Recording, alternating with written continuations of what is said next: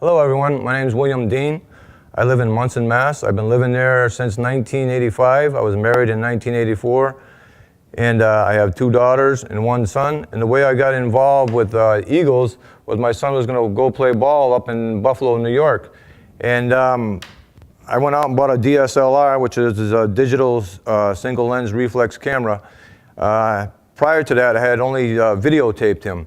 So I wanted to get action shots of birds, and I went up to the Quabbin Reservoir because I figured I'd find a lot of small birds jumping around and stuff like that. And when I went up there, I started taking pictures of other birds, and one bird that I did see that came over the ridge was huge, and it turned out to be a bald eagle, and ever since then I've fallen in love with it. And that's why I do what I do, and I share everything that I can with everybody. I give free presentations, and I don't charge for anything, and I have a good time. Also, up at the Quabbin Reservoir, when I first did my my stuff, I did a lot of it up there at Quabbin, probably about 5 years. And I moved on to the Connecticut River, Barton Cove, and I moved further up north to Hinsdale, New Hampshire, and further up past that, West Townsend, Vermont. The way I became involved with these nests up there, I met a gentleman named Chris Martin. He heads up the Eagle program in New Hampshire. I had introduced myself to him through emails, and we conversed through emails on the phone a couple of times. And then one time I was up at Hinsdale, New Hampshire on the rail trail, and I'm walking down, and I hear somebody call my name, and I didn't see anybody, and they call my name again. So I turn around, there's a gentleman and a woman down by the water. And I go down there, I says, "How do you know me?" And he says, "Oh, I know who you are." So he must have seen my picture on my website or whatever. And he was being interviewed by this woman from Yankee Magazine. And the woman was a little intrigued with how Chris and I met, and she saw the eagle on the side of my neck, and so she said, "Would you like to be interviewed?" I said, "As long as it's okay with Chris." So I was interviewed, and I appeared in the 2015 edition of Yankee Magazine. I believe it was the April-May edition.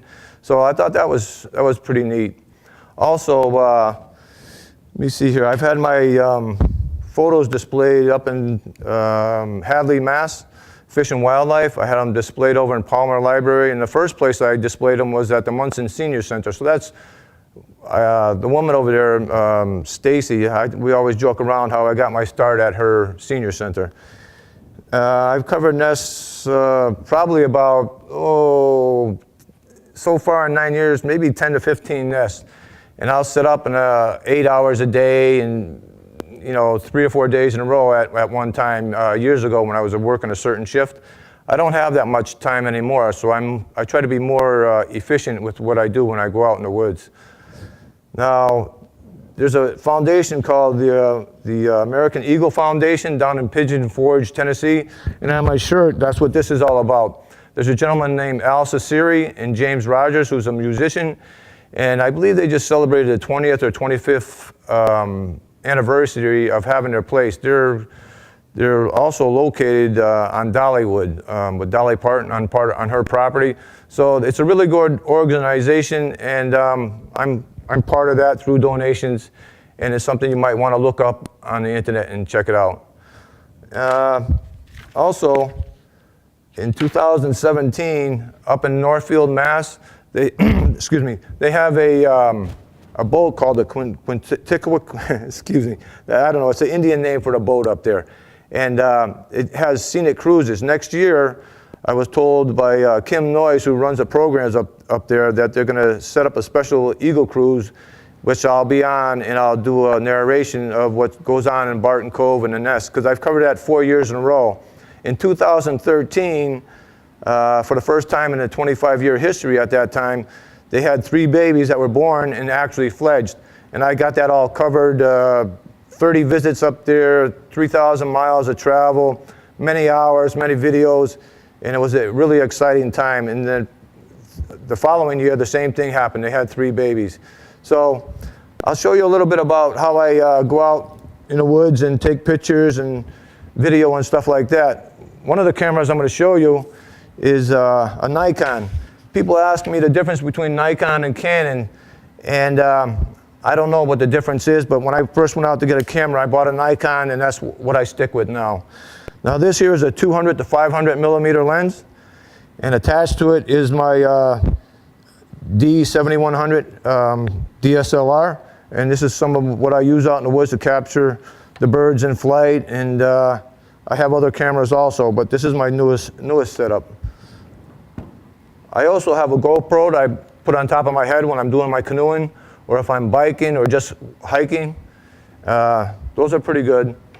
And then I have over here I have a setup for video.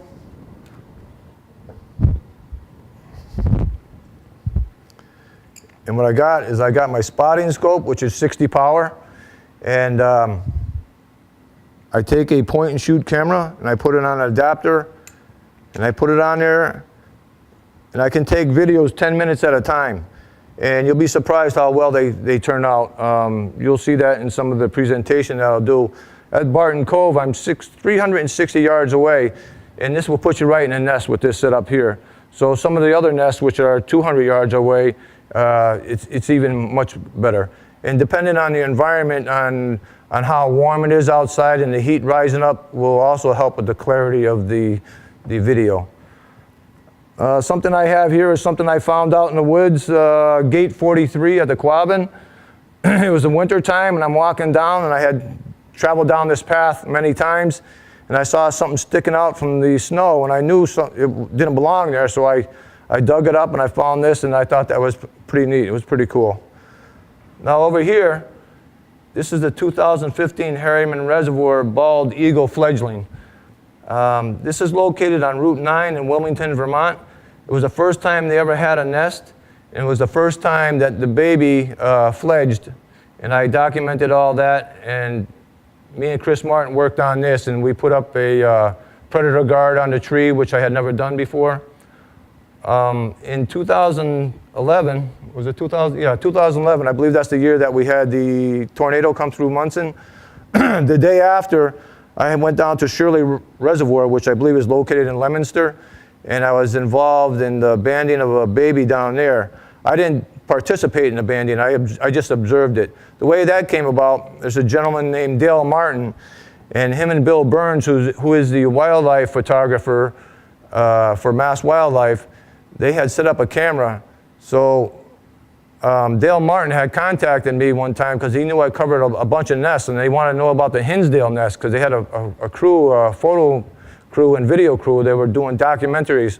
So I gave him information on how to get there, and in turn he asked me what I can do, what he could do for me. So I says, when the chick is going to be banded, I would like to be there when that happens. So I was allowed to get there, and the day after the storm, the tornado come through, I had to go south on Route 20 down to 84, and I was able to get out of Munson that way to get over there. And then when I came back the rest of the week, I was on vacation, so I was able to go out and help the people cut trees on their property and stuff like that.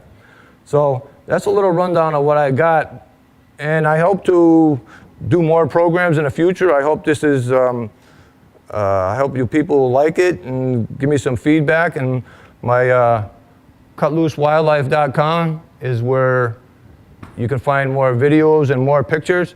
And this picture here was taken at gate 31 at the Quabbin Reservoir on Snell Island. They used to have a nest on the southern side. 2 years ago, they swapped it and they put it on the northern side. I'm not sure why they did that. It could be different eagles now, I'm not sure. But I've got a lot of good photos like this and a lot of good videos, and I'm sure you'll find it interesting. And that about covers everything I have to give you an introduction today. And from here, we're going to start the program. Thank you. My Time with the Bird of Freedom presents Bald Eagle Observations, narrated by myself, Bill Dean.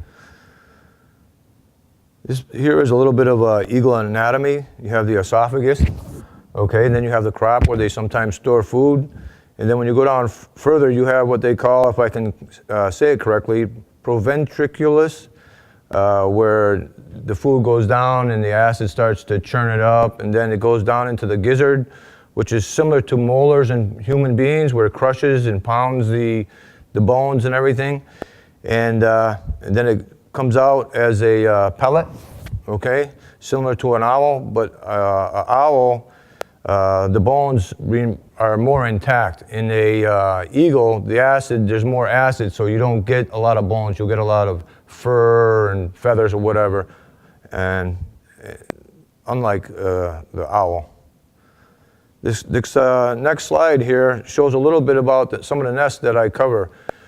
Down here in Massachusetts, you got Barton Cove, and then over at the Quabbin Reservoir, you got Gate 43, Gate 8, and there's a number of other nests that are over there. And the funny thing is, though, as much as I covered the Quabbin Reservoir, the past 2 years I've spent very little time over there because I'm so concentrated up on the southern Vermont and southern New Hampshire. This next slide, copulation, where it all begins. Here you have a couple of eagles. The female will be there, and then she'll kind of present herself to the male. And it only takes like 5 to 10 seconds.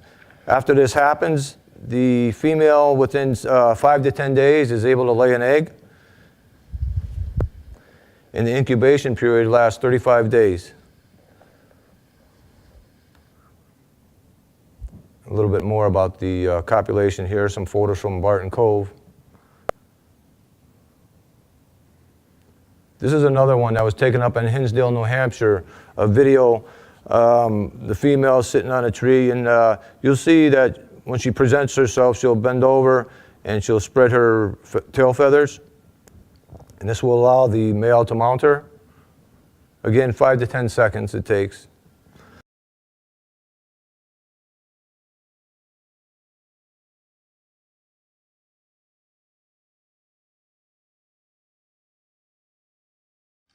It's amazing to be able to see this out in the woods. Many people don't even see an eagle, which I find kind of strange.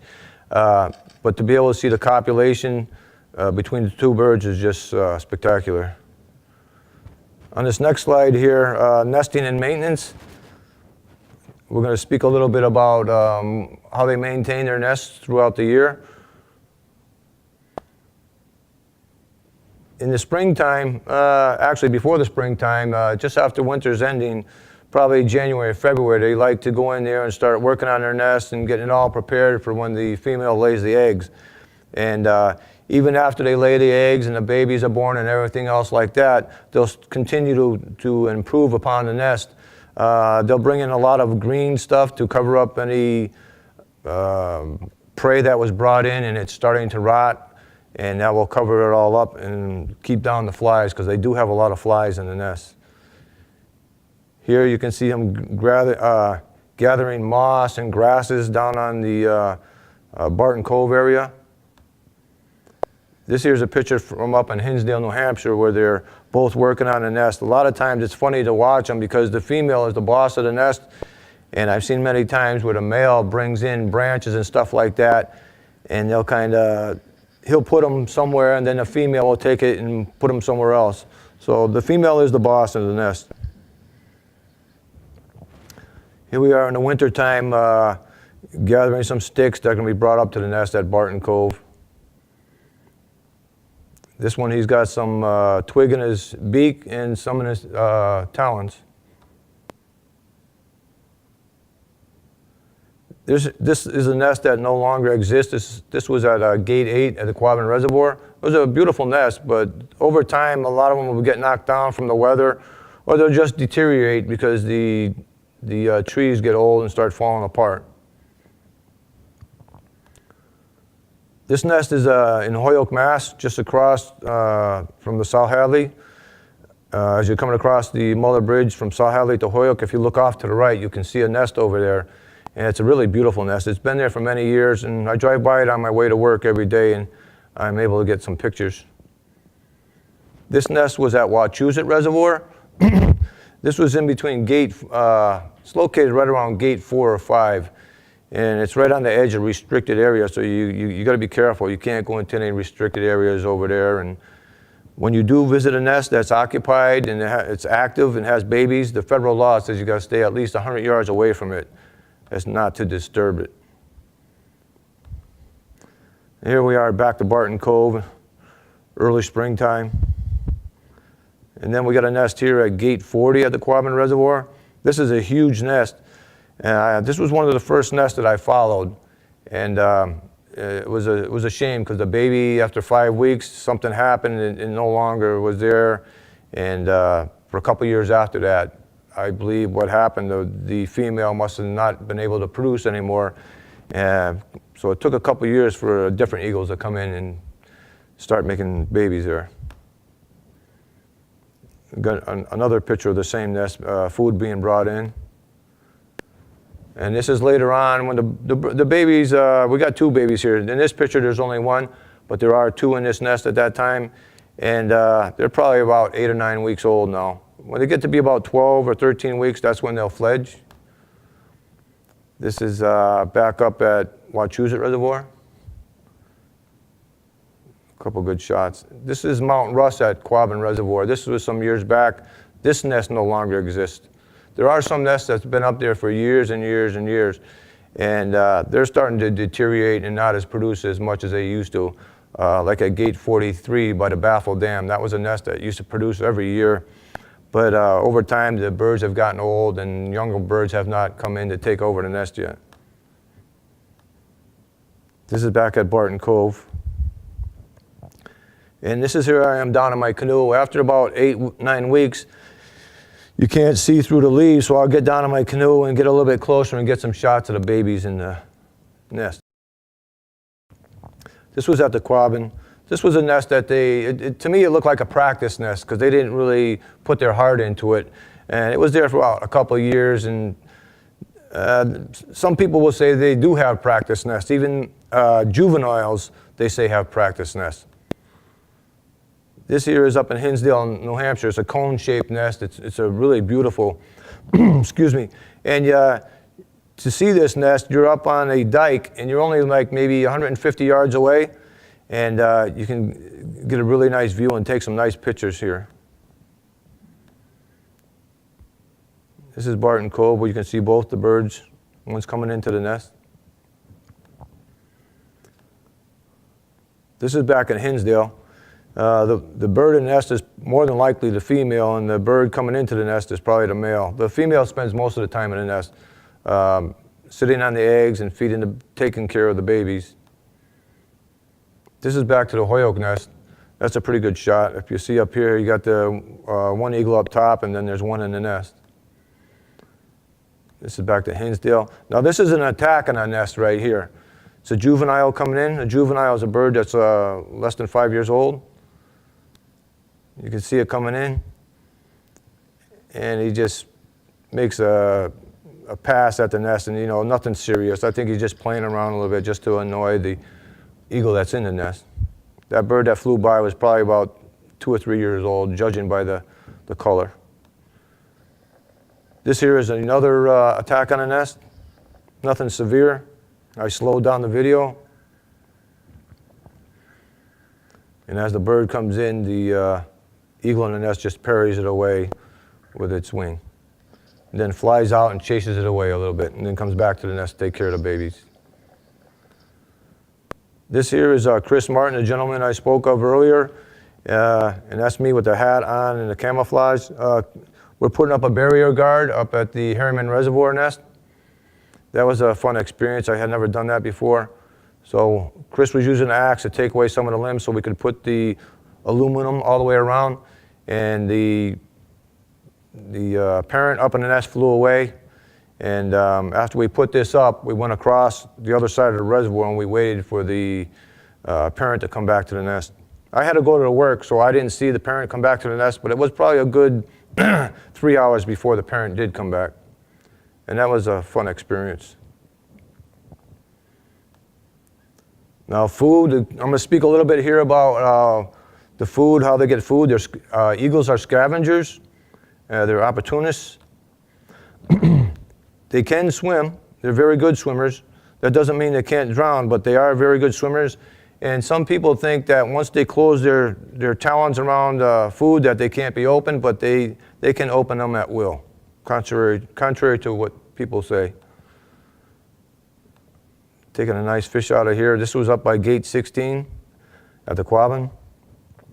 This is Barton Cove, and that, judging by what that looks like a sucker right there, about 18 inches long. This here is a juvenile. It looks like it's picking up some type of sunfish at Barton Cove. And this one, you can, in this picture here, the bird's got an extra tail, so you know it's a fish. This is the oxbow in Northampton, Mass. And I slowed down the video, and you can see the fish being brought in. And if you look on the left and right-hand side of the nest, you'll see the babies.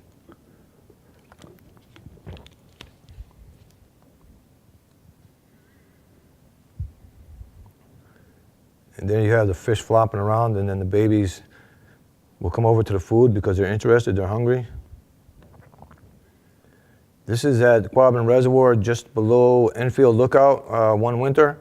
And the birds are eating on a carcass, a deer carcass.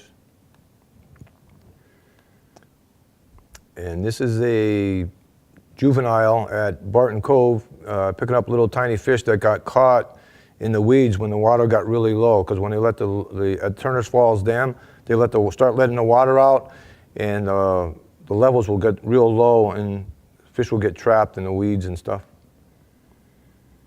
This was close to Gate 5, in between Gate 8 and Gate 5 at the Quabbin Reservoir one winter, feeding on a deer carcass that was probably taken down by coyotes. Now here is Barton Cove, and before I took this picture, the juvenile was there, and it didn't want to be fed for some reason, so the parent is kind of chasing after it with the fish and trying to coax it to eat. This is at the Sand Bluff nest at Gate 43 at Quabbin Reservoir. This was the very first presentation I did, was on this nest. The food was brought in, they had 2 babies here. Many times, when a baby's in the nest and food is brought in, they'll get crazy and they'll start making all kinds of noise. And when the food is brought in and they get a piece of it, what they'll do is they'll take the wings and they'll spread them around like this, and this is called mantling, so that no one else can get at the food that they have. Now if you look closely here, you'll see the baby being fed by the parent. Got a little white head. The first 2 weeks they have a white down. This 3rd and 4th week they'll have a darker down, like a grayish down. And by the 5th week they start developing feathers. They can start eating 24 hours after they're born, and the food is not regurgitated. The baby is fed pieces that are small enough for them to accept. This is up in Hinsdale, New Hampshire. You can see the darker down on this baby. I would say this one's closer to 4 weeks old because of the color. Eagle life. This explains a little bit more about the eagles and what their life is all about. This is a baby, and you're going to see probably a day or 2 after they're born, they learn to defecate over the side of the nest. Now that's got to be inbred in them. It's something that is in them that they do, because it's not something they learn. They don't have enough time to learn that. That's how they keep the nest clean. Although there are some eagles that have pretty dirty nests.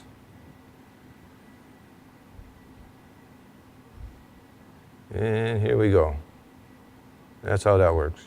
Now they do a lot of bathing also, which is something pretty neat to see. Not everybody gets to see that. Now here the young eagle, you can see how the tail feathers are still a little short. He's got a ways to go before he can even think about flying. But he's jumping around, exercising the muscles that control the wings. So when it's time for him to fledge, he'll be strong enough. They do a lot of preening. They have over 7,000 feathers. At the base of their tail, they have an oil gland, and they'll touch it with their beak, and you can notice how he's going through that feathers, each one, and he's dragging that oil across that feather to, it helps keep it clean and waterproof it also.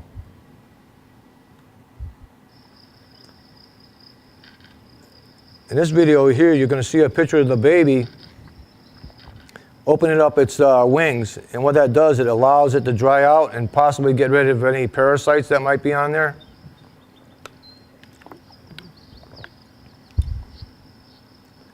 You might even see cormorants or turkey buzzards doing this also, that might be perched.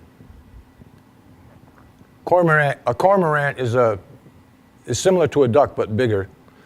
Now, feeking is where they're cleaning their beak and also sharpening it on trees.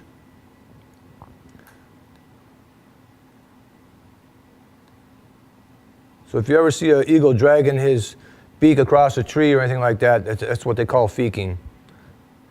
Now, friend or foe, depending on what time of year it is, will depend on whether it's a friend or not. They're a very social bird. In the wintertime, they gather together for hunting and stuff like that. But when it comes time for breeding, they want to be left alone. So if another bird comes into their territory, they'll chase it away. And here's some of the stuff that they'll be doing up in the air. If it's during the breeding season and you see them up in the air playing around, that's because they're trying to chase them away. If you see them doing it in the wintertime, then you know they're just being playful and socializing. This is up in Hinsdale, New Hampshire. Let me go back. This is up in Hinsdale, New Hampshire. Excuse me. And the juvenile got behind the mature bald eagle. Here you got a pair of eagles. This was taken down in front of the main building at Quabbin Reservoir. Nictitating membrane. What that is, it's another eyelid that goes from side to side this way, about every 5 seconds. And with your video camera or with your DSLR, you can capture this. And between their high eyebrows and the nictitating membrane being covering the eye at that time, they have a funny look to them. Here you can see it on this juvenile here also. Now in June in 2011, I went to a eagle banding. And here's the tree that the nest was in. And as the climbers are going up the tree, you can see the baby complaining. And here they are coming up to the top of the nest. They'll go back. Over there on the right-hand side, you can see the camera. They like to document all this stuff.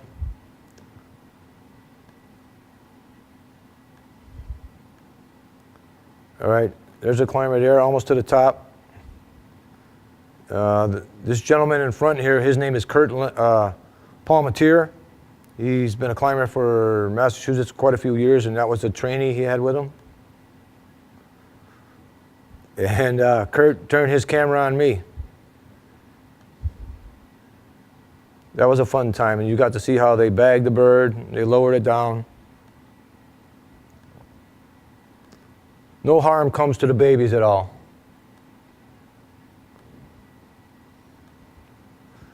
And the parents will fly around, but it's a very rare occasion that they'll attack anybody climbing up into the trees, because it's all about self-preservation for these birds.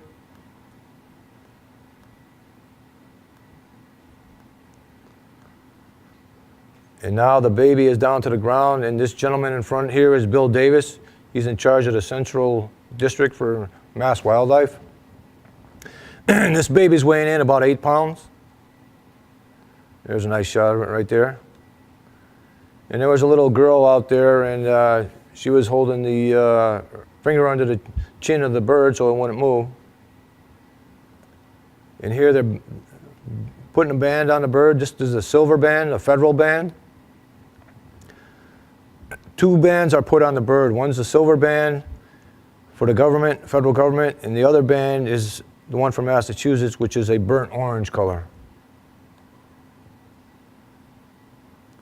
And there you see the burnt orange band. These bands do not bother the babies at all. And here they're putting the bird back into the nest. The bird's a little upset, but they throw a couple fish in there for the baby.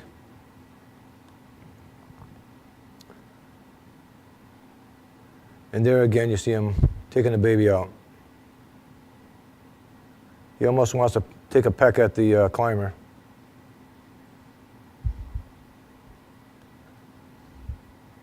And they're coming down the tree. They got to be careful, and they do a very good job.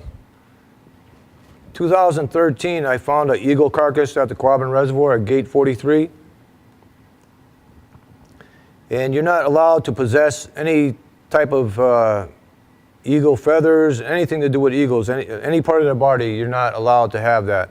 That's illegal and you can be fined. So all I did was take pictures of this. But I did find the federal band, I didn't find the state band, and I turned it in. This here is the sternum, the breastplate, you might say, of the bird. Some more bones. And there's the head, the skull.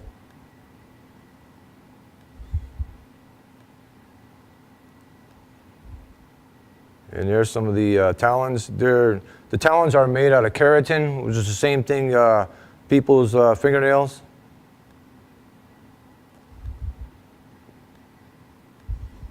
And now this is a certificate from that you send away to the banding people.